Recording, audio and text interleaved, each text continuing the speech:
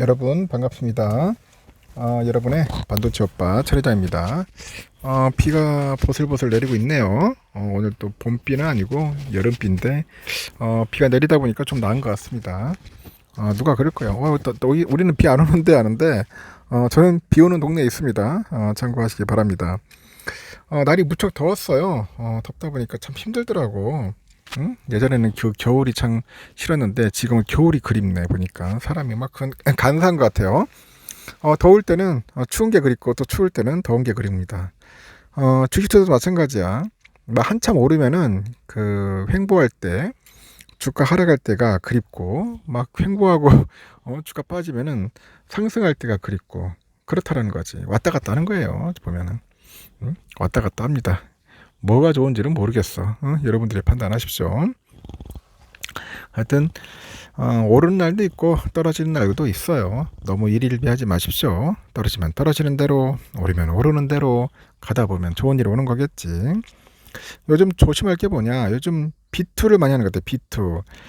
제발 여러분들 비투를 안 했으면 좋겠어요. 비투 하시는 분들이 좀 많아가지고 처리장이 좀 걱정이 됩니다. 없는 돈, 있는 돈 박박 긁어가지고 투자를 하긴 하는데, 그래가지고 나중에 한번 세게 물리면은, 그때 가면은 정신 못 차립니다. 회복이 안 돼. 마음의 상처도 있고, 하여튼 멘탈이 깨집니다. 제발 그런 행동 하지 마시고, 없으면 없는 대로, 있으면 있는 대로 사세요. 너미 돈 이렇게 막 끌어다 쓰지 마시고, 특히 은행 돈 쓰지 마. 증권사 돈은 빌리지 마세요. 이자 장난이 아니에요. 알겠죠? 요즘 보니까 사흘짜리 초단기 대출도 있어. 대출이 위탁 매매, 그 미수금이 한 달여 만에 벌써 다시 5천억을 돌파했다네.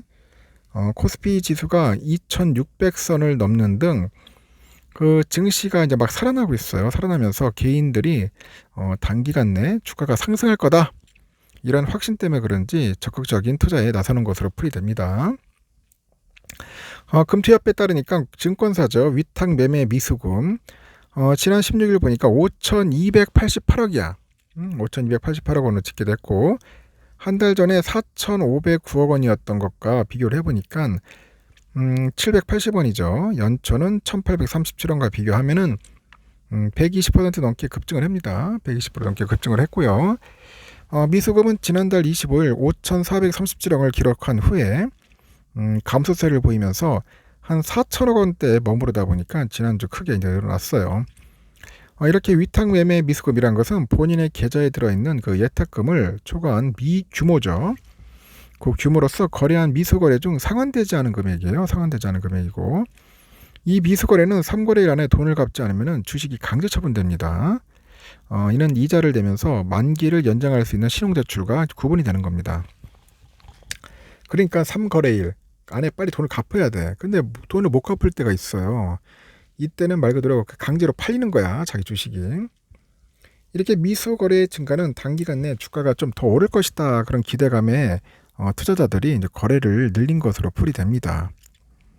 주가가 오르면 사흘 내에 큰 수익을 낼 수 있는 거고, 빌린 돈을 갚지 못해서 반대 매매를 당하더라도 상승세가 강하면은 매매 차익을 얻을 수 있겠지. 땡큐겠지. 하지만 떨어지면 어떻게 되겠어? 일단 이렇다니까 미수 거래 잔고가 늘어나는 것은 개인 투자자 중 단기적으로 주가 상승 모멘텀을 전망하는 투자들이 늘고 있다, 그걸 의미합니다. 이렇듯 신용거래 융자 잔고가 늘어날 때 미수거래도 증가하는 경향이 있다, 그렇게 보시면 돼요. 미수거래뿐 아니라 투자자들이 증권사로부터 신용대출해가지고 투자한 돈인 신용거래 융자도 증가합니다. 금융투자협회에 따르니까 신용거래 융자 잔고는 지난달 15일 기준 19조 1369조예요. 유가증권 시장이 9조 1832억, 코스닥 시장이 9조 9536억 원으로 집계가 됐다는 거죠. 이렇게 20조 원까지 치솟았던 신용거래 융자 잔고는 지난 4월 말 SG증권발 8개 종목의 동반 하한가 사태로 투자 심리가 위축이 되다 보니까 지난달 18조 3,861억 원까지 줄어들었지만은 약 한 달 만에 7,508억 원이 늘었습니다. 지난 14일 5개 종목이죠. 동일, 산업, 금속, 만호제강, 대한방직, 박림, 이게 동시 하한가를 맞았어요. 그러다 보니까 상당히 힘들었죠. 이후에도 이제 신용 그 거래융자 잔고는 증가를 했다. 그렇게 보시면 될 것 같습니다.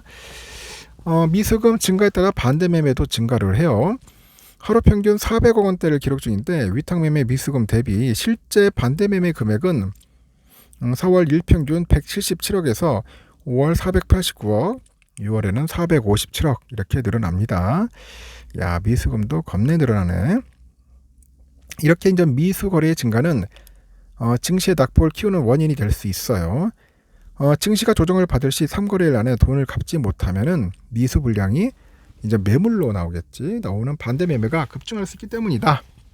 그렇게 봅니다.